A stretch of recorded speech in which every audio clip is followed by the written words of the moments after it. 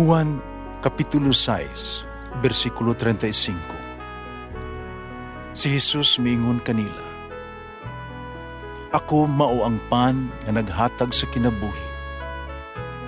Ang muari kanako dili nagayod gutomon, ug ang mutuo kanako dili nagayod uhawon." Pan sa kinabuhi.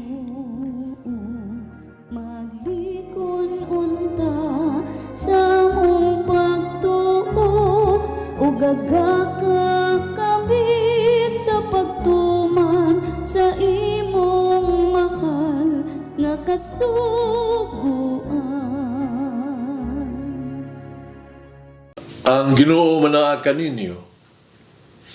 Santo sa Ebanghelyo sumala ni San Juan.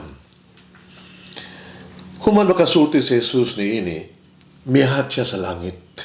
Umingon, "Amahan, miabot na ang takna.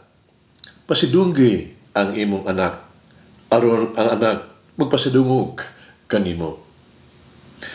Kay gihatagan mo siya gahom pagmando sa tanang tao, aron hatagan niya kinabuhing dayon ang tanan nga imong gitugyan kaniya. Ug kini mao ang kinabuhing dayon, nga ang mga tao moila kanimo, ang bugtong matuod nga Dios o kang Hesukristo ang imong gipadala. Kipasidunggan ko ikaw dinhi sa kalibutan, gituman ko ang imuhang gipabuhat kanako. Karon amahan, pasidunggi ako diha sa imong pagkiguban kanako. Sudungog nga akong gihuptan uban kanimo sa wala pa buhatang kalibutan. Ipaila ko ikaw sa mga tao nga imong gikuha gikan sa kalibutan o gihatag mo kanako. Imo sila o gitugyan mo sila kanako.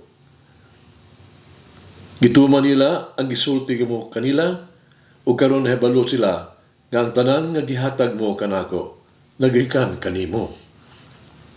Gihatag ko kanila ang mensahe nga imo gitugyan kanako o kini gidawat nila. Nasayon sila na tinuod nga ako gikan kanimo. Ug nagtuo sila nga ikaw ang nagpadala kanako. Nagampo ako alang kanila. Wala ako magampo alang sa kalibutan, kundi alang sa mga tao nga imo gitugyan kanako. Kay imo man sila. Ang tanan nga akuha, imo. Ang tanan nga imo, akuha. Ug diha kanila, ipasidunggan ako. O karon, muanha ako kanimo. Dila ko magdugay dinhi sa kalibutan. Abang gawabilin sila dinhi. Bala ang amahan, bantayi sila diha sa gahom sa imong ngalan. Ang ngalan nga imong gihatag kanako. Halos sila mausa, ingon nga ikaw ako lamang, usa lamang. Ang Ebanghelyo sa Ginoo. Pasalamati ang Ginoo kay siya maayo, ang iyang gugma mulungtad hangtod sa kahangturan. Pasalamati ang Diyos sa tanang mga Diyos, ang iyang gugma malungtaron. Pasalamati ang Ginoo sa mga Ginoo, ang iyang gugma malungtaron. Sa usa ka gubat, usa ka hinungdanon nga linya sa komunikasyon, tali sa usa ka dibisyon ba sa mga sundalo o sa headquarter sa gubat, sa kasundalohan na putol ang line of communication. Ang lambunin sa komunikasyon na putol. O kinalang kining ayuhon jud dayon. Ang problema, usara ka tao nga may kahibalo, nga available ni adtong panahon na, o migawa siya, aron pangitaon asang disconnection, ang putol. So, ikonektar kini pag-usab. So pila ka mga minuto, nga mga mensahe nagsugod na sa usaw pagsulod. Nabalik na ang komunikasyon. Usa ka oras na milabay. Ang tao wala gihapon mabalik. Usa ka parte grupo sa mga tao ipangita, padalaon ng pagpangita kaniya. Nakita siya, naghigda, tupad sa linya, nagkupot sa iyang makamot sa duha ka naputol nga tumoy ba sa linya. Gano'y daghang siyang samad sa kabhang sa iyang makasing-kasing. Samaran siya. Liyan siya nagdugo, bleed to death, hantod sa kamatayon. Ang istorya, magapahinumdong kanato sa papel ni Kristo ba?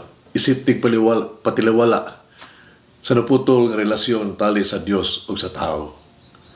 Ang mensahe sa Ebanghelyo karong adlaw ni San Juan nagpalayag ni Jesus nga nag-ampo isip high priest o labang pare.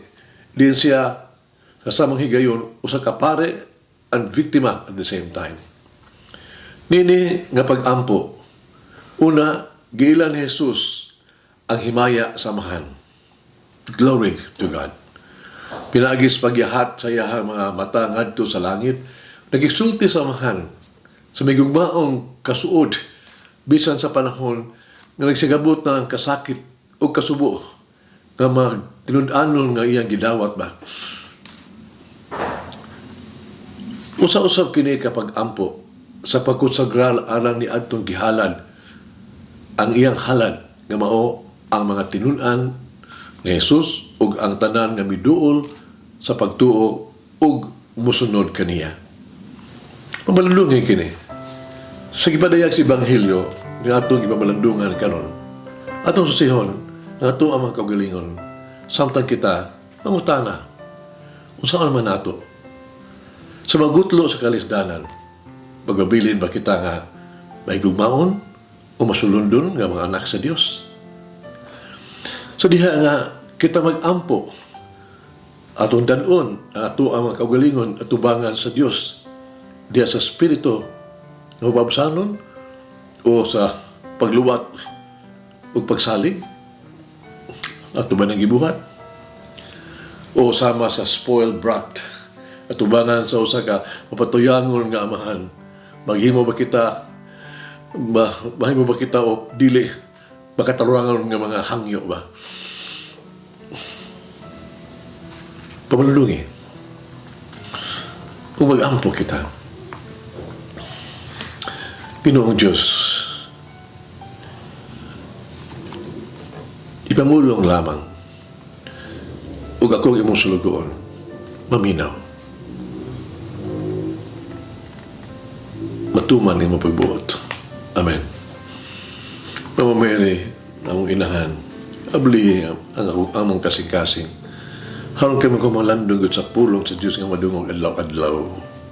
Muhatag na mo o kinabuhi. Mulangin na ang Diyos magagahong sa tanan, Amahan, Anak, Espiritu Santo. Amen. May the Lord of the divine mercy bless us all. Heal us from all diseases and suffering. Ayun unta niya kita. Tanang mga sakit na sa lawas o sa kalag, body and soul. In the name of the Father, the Son, and of the Holy Spirit. Jesus, I trust in you. Amen. Whoever eats the bread of life will never hunger, says the Lord. Kay galaan inyong nabati ang pagpaambit ug hamubong pamalandong sa pulong sa Dios pinaagi sa tulumanon. Pan sa kinabuhi nga gidumala ni Monsignor Daddy Silva.